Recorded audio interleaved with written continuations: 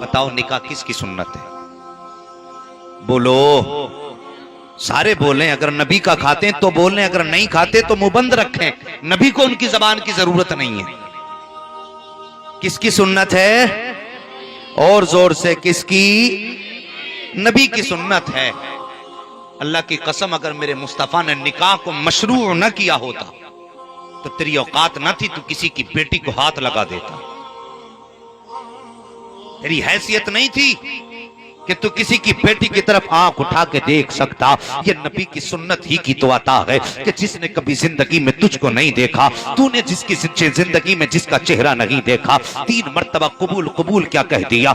नबी की सुन्नत तेरे दामन में क्या आई है? जिसने कभी तुझे नहीं देखा है, आज वो तेरे बिस्तर पे आकर के बैठ गई है। उसने अपना सब कुछ तुझको मान लिया है। फिर वो तेरी इतनी फर्माबरदार बन गई है कि तूने कहा उठ तो उठ के खड़ी हो जाती है, तूने कहा बैठ तो बैठ जाया करती है, तूने कहा चल तो चलने लगती है। तू बाहर से आके कहता सर में दर्द है तो अपना आराम भूल के तेरी खिदमत में लग जाती है। तूने कहा प्यास लगी है तो उसने धूप न देखी, पानी का इंतजाम किया। तूने कहा भूख लगी है तो उसने अपने ऊपर होने वाली गर्मी की शिद्दत को कुछ एहसास न किया, वो तेरे काम में लग जाती है। साहिब हाँ, आगे बढ़ के कहना चाहता हूँ, अगर मियाँ बीवी एक ही साथ सफर करके आते हैं तो शोहर जूते फेंकते फेंकते कहता बहुत थक गया हूँ, जल्दी कर पानी का इंतजाम कर दे। मैं तुमसे पूछना चाहता हूँ, एक ही सफर के मुसाफिर दोनों हो, जिस रास्ते से तू चल के आया है उसी रास्ते से बीवी चल के आई है। जितना सफर तूने किया है उतना सफर बीवी ने किया है, लेकिन आखिर वजह क्या है? तू भी थक के आया है, वो भी थक के आई है,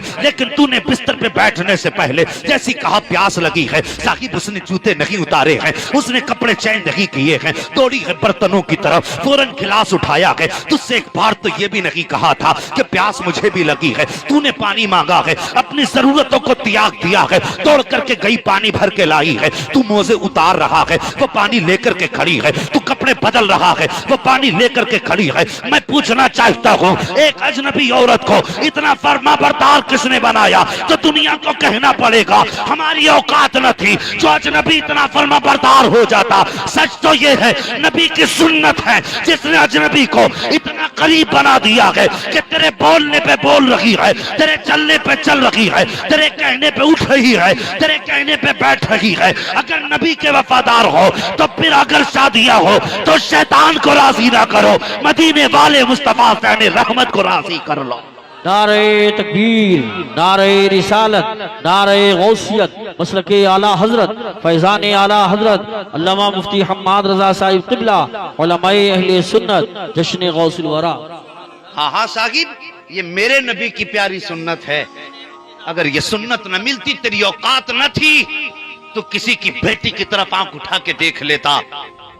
हैसियत नहीं थी तेरी कि तू किसी की बेटी को उठा के बिस्तर पे ला के रख देता। जवानों बदलो तरीके। आज शादियां ब्याह का जो रस्म रिवाज है, अल्लाह माफ फरमाए, कौन सा तरीका ऐसा नहीं जिसको देख के मेरे मुस्तफा का कलेजा न तड़पता होगा। तुम उठ के खाते हो, चल फिर के खाते हो, क्या नबी को इस बात की खबर नहीं है? तुम गाने बजाते हो, क्या नबी को इस बात की खबर नहीं है? तुम अपने घरों के अंदर ऐसी जगहों पे खाने किया करते हो जहां पे मर्द भी खड़े हैं, औरतें भी खड़ी हैं। जब एक ही जगह पर बेहयाओं को देखते होंगे तो मुस्तफा के जिगर पे क्या गुजरती होगी। उसके बाद नारे लगाए जाते हैं गौस का दामन नहीं छोड़ेंगे, आला हजरत का दामन नहीं छोड़ेंगे। तूने थामा ही कहां है आला हजरत का दामन? तूने पकड़ा ही कब है गौसे पाक का दामन? अल्लाह अकबर, गौसे पाक की बात करता है, उनके दामन की बात करता है। उनके जैसा पारसा घराना ला के दिखा दे, उनकी जैसी पारसा माला करके दिखा दे। अल्लाह अकबर, बगदाद की सरजमीन है, इसी सरजमीन पर सरकार गौसे पाक की उम्र शरीफ अभी 4 साल है। 4 साल की उम्र शरीफ सरकार गौसे पाक की, बचपन का जमाना है।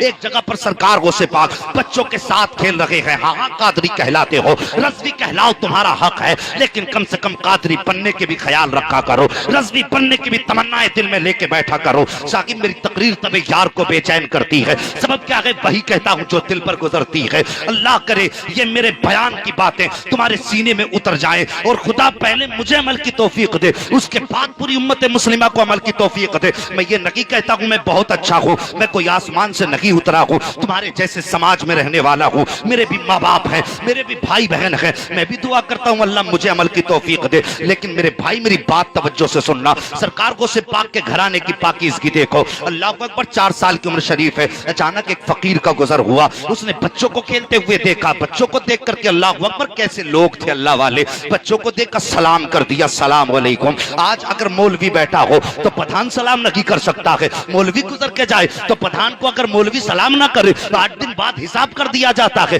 کہ اس نے مجھے سلام نہیں کیا. میں پوچھنا چاہتا ہوں تم نے کس نبی کا کلمہ پڑھا ہے؟ میرے نبی تو فرماتے ہیں سلام کو عام کرو. اگر مولوی سلام نہیں کرتا ہے تو تم سلام کر دو, اگر بچے سلام نہیں کرتے ہیں تو تم سلام کر دو. آؤ سیرت غوث پاک دیکھو پیارے, جیسے ان بزرگ کا گزر ہوتا ہے, بچوں کو کھیلتے دیکھ رہے ہیں, اس کے بعد کہتے ہیں السلام علیکم. سارے بچوں نے بزرگ کا چہرہ دیکھا, سب نے کہا وعلیکم السلام, لیکن جیسی یہ آواز میرے غوث کے کانوں میں ٹکرائی ہے, عمر شریف ابھی 4 سال ہے, کہتے ہیں وعلیکم السلام وعلیکم السلام. ایک بار نہیں 2 مرتبہ جواب سرکار غوث پاک دے رہے ہیں. اللہ اکبر, توجہ سے سننا پیارے, جیسی میرے غوث پاک نے 2 مرتبہ آپ کو جواب دیا ہے, وہ بزرگ ٹھہر جاتے ہیں, دیکھا سرکار غوث پاک کا چہرہ, دیکھ کے کہتے ہیں بیٹا ذرا ادھر آؤ. میرے غوث پاک قریب آتے, عمر شریف ابھی 4 سال ہے, یہ ذہن میں رکھنا ہے. آپ قریب آئے, فرمایا, کہا جی حکم فرمائیے. کہا بیٹے میں نے سلام ایک بار کیا ہے, تم نے جواب 2 مرتبہ کیوں دیا ہے؟ یہ سرکار غوث پاک ہیں. سننے کے بعد کہتے ہیں بابا آپ اپنا کام کیجئے, مجھے اپنا کام کر لینے دیجئے. جیسی اتنا جواب میرے غوث پاک نے دیا ہے,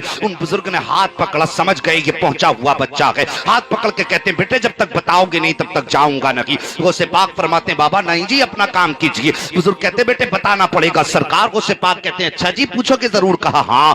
آپ فرماتے پھر ہاتھ پکڑا غوث پاک نے اور اونچے سے ٹیلے پہ لائے لانے کے بعد کہتے ہیں بابا دیکھو وہ بستی نظر آ رہی ہے. بزرگ کہتے ہیں ہاں بیٹے نظر آ رہی ہے. کہا وہ سامنے والا گھر دکھائی دے رہا؟ ہاں بیٹا دکھائی دے رہا ہے. کہا یاد کرو آج سے 4 سال پہلے اس بستی سے گزر کے گئے تھے. جیسی اتنا آپ نے فرمایا ہے اللہ اکبر, وہ بزرگ بچے کا چہرہ دیکھ کے کہتے ہیں بیٹے تمہاری کتنی عمر ہے؟ غوث پاک فرماتے ہیں بابا میری بھی 4 سال عمر ہے. اللہ اکبر, اب اگلی بات سننا. غوث پاک فرماتے ہیں بتائیے کہ 4 سال پہلے اس گلی سے گزرے تھے؟ ہاں بیٹے گزرا تھا. کہا اس دروازے پہ تم نے سلام کیا تھا؟ کہا ہاں سلام کیا تھا. کہا کیا سوچ کر کے سلام کیا تھا تب اتنا کہا تھا؟ بزرگ کہتے بیٹے میں نے یہ سوچا تھا یہ سیدوں کا دروازہ ہے, سلام کر دوں کچھ نہ کچھ مجھے دعائیں مل جائیں گی. غوث پاک فرماتے ہیں بابا بتائیے جب آپ نے سلام کیا تھا تو جواب ملا تھا کہ نہیں ملا تھا؟ کہتے نہیں بیٹے جواب نہیں ملا تھا. غوث پاک فرماتے بابا جی سن لیجئے, 4 سال پہلے جب تم اس دروازے سے گزر کے گئے تھے اس وقت آپ نے سلام کیا تھا. اللہ اکبر, غوث اعظم کا جواب سنیے. کہتے گھر کے اندر صرف میری ماں موجود تھی